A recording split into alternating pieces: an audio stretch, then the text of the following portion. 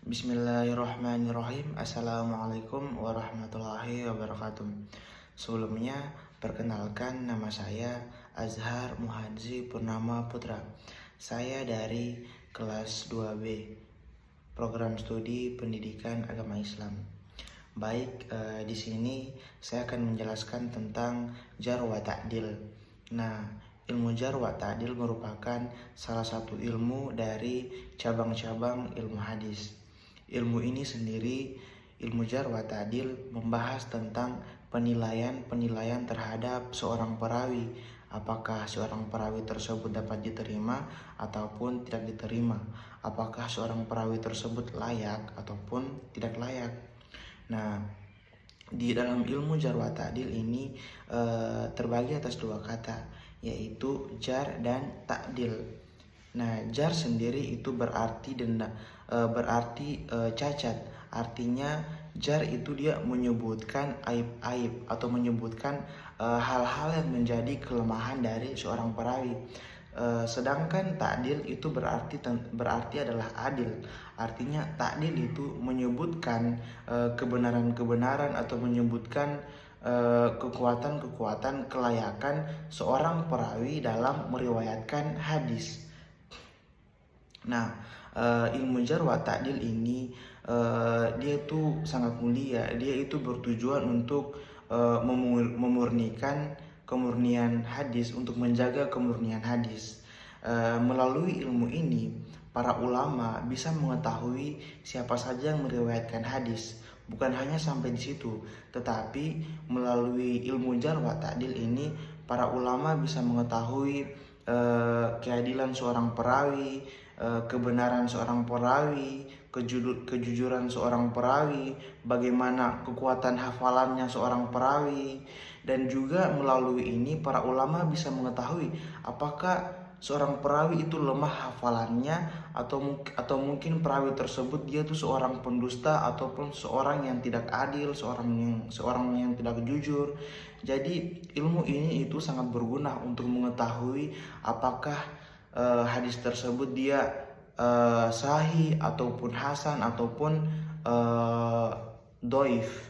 Nah, kemudian ada beberapa syarat agar seorang perawi riwayatnya dapat diterima. Yang pertamanya, perawi tersebut muslim. Yang kedua, dia balik. Yang ketiga, berakal. Yang keempat, dia adil. Dan yang kelima, dia dabit. Nah, dabit di sini artinya seorang perawi tersebut harus memiliki hafalan yang kuat dan hafalan yang akurat. Nah, kemudian ada beberapa tingkatan dari al-jar dan al-ta'dil. Yang pertama yaitu tingkatan at-ta'dil atau pujian terhadap perawi. Yang pertama itu tingkatan yang pertama sikah sab, artinya sikoh sab, artinya perawi ini dia sangat terpercaya, dia kokoh dan tentunya hafalannya kuat dan akurat. Yang kedua sikoh itu dia artinya terpercaya dalam akhlaknya dan memiliki hafalan yang kuat. Yang ketiga saduk lahu auham, artinya dia jujur tetapi terkadang melakukan yang namanya kesalahan. Nah, yang keempat itu sahduk.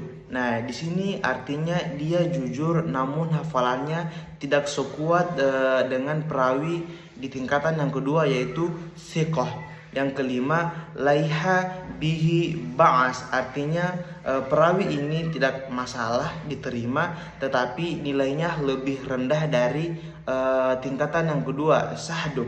Nah, yang keenam ada tingkatan maqbul. Nah, artinya di sini perawi tersebut diterima jika ada martabat perawi pendukung lain. Jadi perawinya riwayatnya diterima tapi harus ada pendukung dari perawi yang lain. Nah, yang ketujuh atau tingkatan yang terakhir dari at-ta'dil yaitu dikenal. Jadi perawi tersebut dia dikenal namun belum kuat keadilannya jika berdiri sendiri.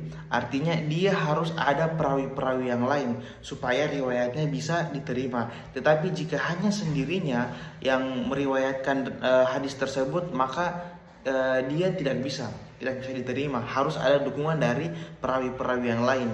Artinya perawinya harus lebih dari satu. Nah, yang kemudian tingkatan al-jars atau celaan terhadap perawi.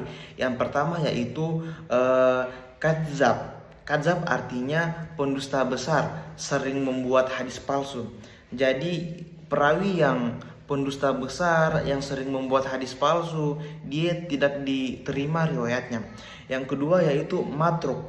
Artinya ditinggalkan. Perawi yang begini harus ditinggalkan karena banyak kesalahan atau dicurigai melakukan yang namanya kedustaan. Yang ketiga munkar al hadis, artinya dia lemah, kemudian riwayatnya bertentangan dengan perawi-perawi yang terpercaya. Yang keempat adalah dhaif jiddan, artinya perawi ini sangat lemah, sering salah dan tidak dapat dijadikan sebagai sandaran. Yang kelima ada namanya dhaif. Dhaif artinya dia lemah tapi tidak sampai ditinggalkan total. Yang keenam ada tingkatan laisa biqawi. Artinya dia perawi ini tidak kuat, namun masih bisa diperhatikan jika ada penguat. Yang ketujuh atau yang terakhir yaitu fihi maqal, artinya ada pembicaraan tentang dirinya tetapi belum pasti ditolak, masih ada pembicaraan. Mungkin itu beberapa tingkatan dari al-jar dan at-ta'dil atau at-ta'dil dan al-jars yang dimana at-ta'dil itu berarti tentang pujian para perawi, sedangkan al-jar itu berarti tentang celaan terhadap perawi. Mungkin kesimpulannya bahwa ilmu jar wa ta'dil ini adalah ilmu yang membahas tentang penilaian terhadap seorang perawi. Apakah seorang perawi tersebut bisa diterima riwayatnya ataupun ditolak riwayatnya. Mungkin begitu penjelasan dari saya tentang ilmu jar wa ta'dil.